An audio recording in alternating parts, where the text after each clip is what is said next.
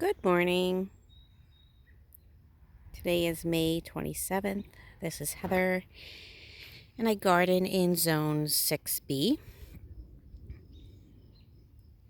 I wanted to come out and take a look at whatever was was blooming that maybe wasn't last time I filmed, and show you some things that maybe I forgot to film. So we'll go ahead and do that. These are at the bottom. These are the catmint. These are called cat's pajamas. They were a little smaller last time I filmed them, so I'll get real close and let you see what they look like up close. Really pretty. I love the color. And the butterflies love them. Sorry about the noise of the traffic. We'll have to work around that because I live on a main road, so that's just never going to stop. This is the Zagreb Coreopsis. There's only 5 plants here, and they kind of grew together, which is exactly what I wanted. They usually start blooming when they're about 1.5 feet high. So they've got a little bit of a ways to go yet. I actually don't see flower buds yet. But these have been here for quite a while, and they're really reliable. They come up every year, so I'm not concerned at all. This is too early anyway. This is what I'm really excited about. This is the poppies. And last time, it wasn't this many buds. But let me get in there so you can see them.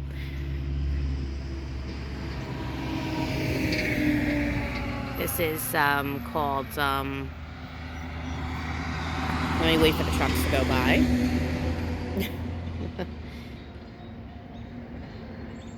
These are called Royal Wedding, and they get really big white flowers on them with like a purple center. So you have the purple catmint in the front, the yellow from the Coreopsis behind it, and then we've got white. These are Autumn Joy Sedum. These get kind of like a pink, like a flat top flower on them, but much later in the season. So right now they're just cool to look at. And I'll swing around here. These are the carpet phlox we saw last time. They're just about finishing up. And let me get a little closer to the flowers so you can see them. Really pretty color. And I've heard that if you shear them back, you can get more flowers, but I don't know. I'm fine with just the foliage. It's pretty.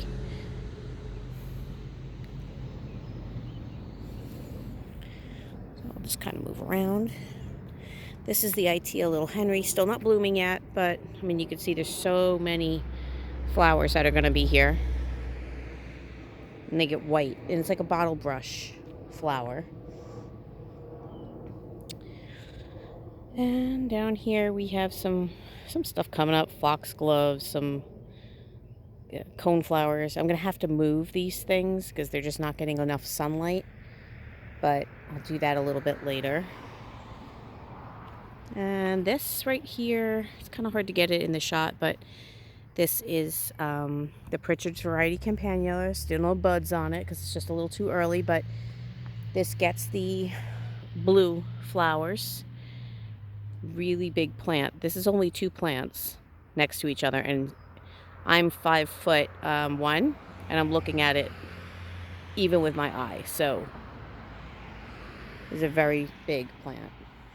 And there is a stand in there to kind of keep it from flopping over, because it does flop if you don't do something with it. But I'm just going to kind of swing around here. This is the peony again, Elsa Sass. I showed you this last week. Still just buds. This will have a really big white flower on it that smells really good. The flower is going to be like as big as my hand.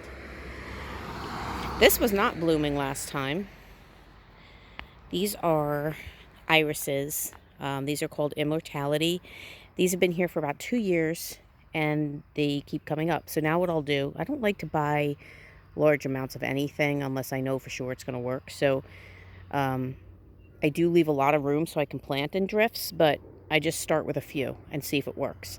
So what I'll do now is I'll buy a bunch more, and I'll fill in the space so that it looks like more of a display. And you can see behind it we have more poppies with buds, lots of buds on that one. And poppies here. There's a lot of poppies. I like poppies. This one's called Victoria Luis, and this one gets like a salmon pink when it opens. They don't stay open for very long for me. They're there for maybe a week and a half, the flowers, but then I like the seed heads just as much as the flowers. The seed heads are really cool looking, so I'll be sure to film both the flowers and the seed heads so you can see what I'm talking about, but there's a lot of buds. And I put some basil in here last night just because I like the color of it, and I actually do like the way it looks when herbs go to flower, or go to seed, I should say. I won't eat this one. The herbs that I eat are up on the porch there. I have a veggie trug, I think it's called, and anything I eat I like to keep outside the door so I can get to it easily. And this guy's doing okay. Not a whole lot of growth out of it yet. That's brand new. That's Blue Angel Clematis. That one's going to get like it's going to look a lot like the other clematis. The same shape, but light blue. I'll just kind of pan through. We've got some Proudberry, Coralberry. We've got some Boxwood. We've got an Ilex. We've got, these are nice. These were nice. They're starting to lay down now. But what I like to do is, once they start kind of like losing their color, because the bloom fades, and you end up with this structure of the flower, like this one. You get all these like green dots. Anything that's not laying down or crooked, I just spray paint them. Make them look like they're still in bloom when they're not. And then below that, all these other things kind of come up and cover it anyway. We have more of the Pritchard's variety Campanula. We have coneflowers. We have irises. So all this other stuff kind of takes over. This iris looks like it's ready to go. This is the Cafe Blue iris. And if it doesn't, I might make a short of this one because it's really nice. We have this one. This one has no buds on it.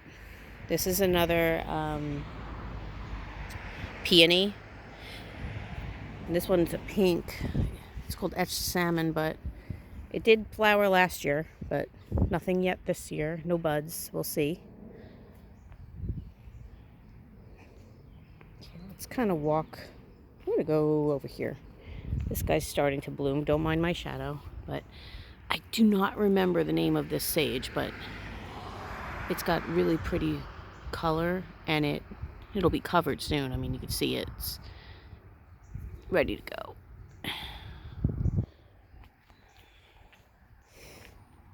This is something I would like to see perform this year. It's kind of hard to see with the mulch, but this is a Semisafuga Hillside Black Beauty. I've got 3 of them somewhere. Oh, on the other side of the tree. And these were not doing well. I've had these for like more than 3 years. I feel like maybe 4. And they're tiny because I had them in too much sun and they did not like it. So this year I moved them, and this is the biggest they've ever been. So I think they're a little happier.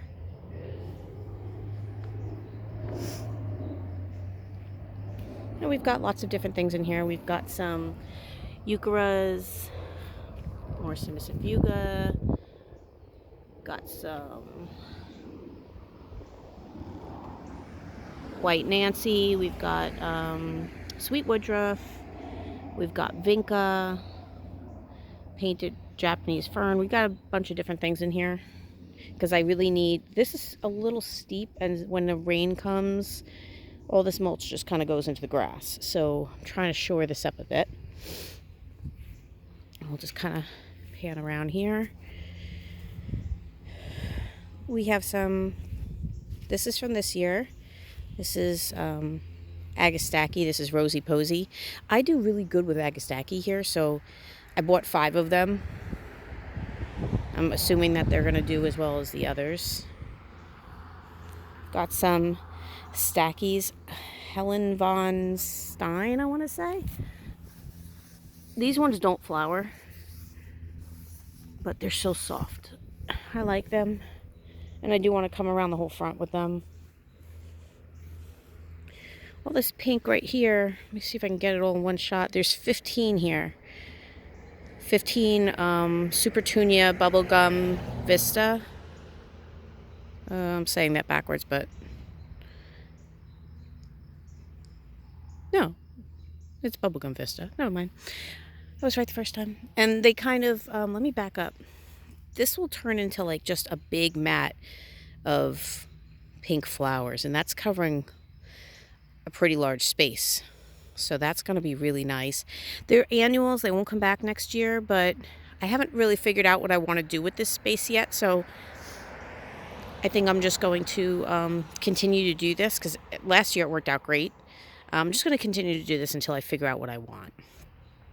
Right in the middle here, I have a, it's a volunteer. That's a cone flower. I'm going to have to move that. I get sometimes the cone flowers, they just seed everywhere. And then in here we have calamint and geraniums. Very small right now.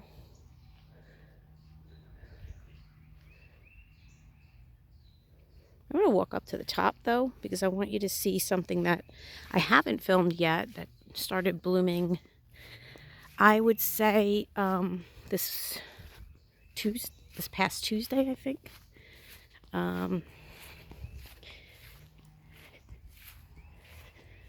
This is another clematis.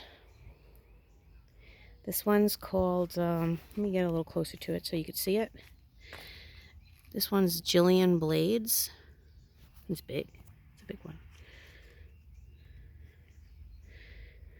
It's really pretty.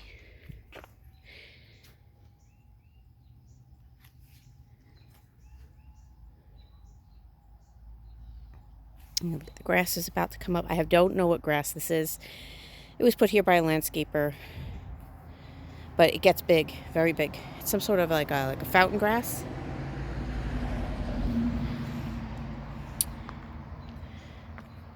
Now, in the beginning of the video, I had some purple catmint that you saw. That one was Cat's Pajamas. This one is also catmint, but this one is called Prelude. And this gets a really dark purple flower. This is just the buds. This is not the flower, but they do really well here in this pot. And I like that they're perennials because then I don't have to keep replanting these pots every year. But they do really well. They do like a lot of supplemental water. I guess because they're not getting enough rain, but I'd rather come out here and water them than keep replanting these pots every year. This pot I do replant every year. This is a caladium. This is an annual. And I liked the color of it because it's kind of dark under here because of the canopy of the tree. And this is a cherry tree.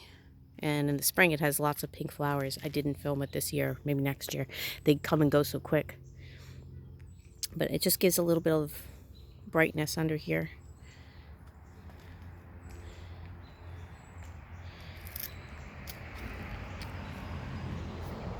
This was an impulse buy. This is a wave petunia. So over there I have 5 more of the Supertunia Bubblegum Vista, and then I have the wave petunia here. I tend to go for the Supertunias because I don't have to clean them off. Like when the blooms are spent, they just kind of go away. And this one I feel like I had this last year too, a different color, but I just have to clean them off a little bit more. But they're beautiful. The color is so gorgeous. Look at that.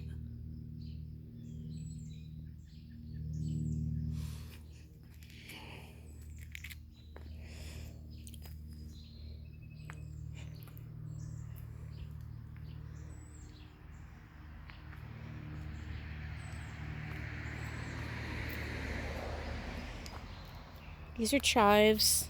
I had this pot somewhere else last time, but I wanted it to get a little bit more sun. And I'm thinking about making this recipe I heard about online with the flowers. You put it in a jar of vinegar with all the flowers, and it's supposed to make like a really nice salad dressing, so I'll try that.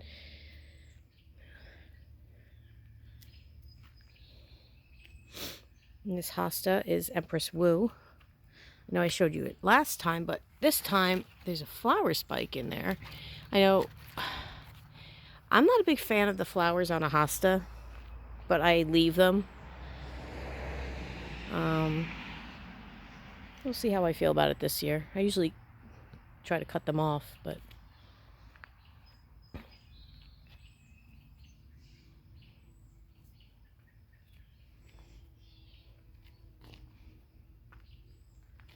see if it's here. I have a tiny little, I forgot to show it to you. I'll show it to you next time, but I am also growing some purple hyacinth beans in different areas of the garden in different areas.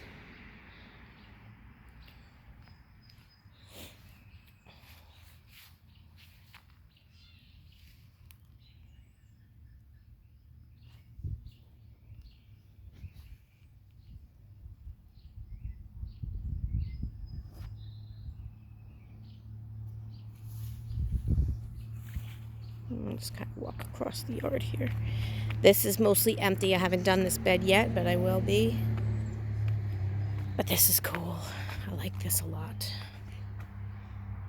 This is a clematis. This is the crystal fountain. And then behind it, let me get a little closer first. Really cool looking. On the fence back there, the Montana Maylene doesn't have any buds on it. Last year it had pink flowers on it. This year, nothing. It might just be too early because we had a very strange winter. But I do like it a lot. Even when it doesn't have the flowers on it, it's really pretty and just looks very natural. And then these are just evergreens. These are boxwoods, but they're the variegated boxwoods, so they're really nice and bright, which I like about them. They're not just the dark green. I have some of the dark green ones, but I like these really light ones. And I think that's it for today. So when things are blooming again, I'll come out and film. I think the poppies will be out next, and I'll be sure to film it and post it. Have a great day, everyone.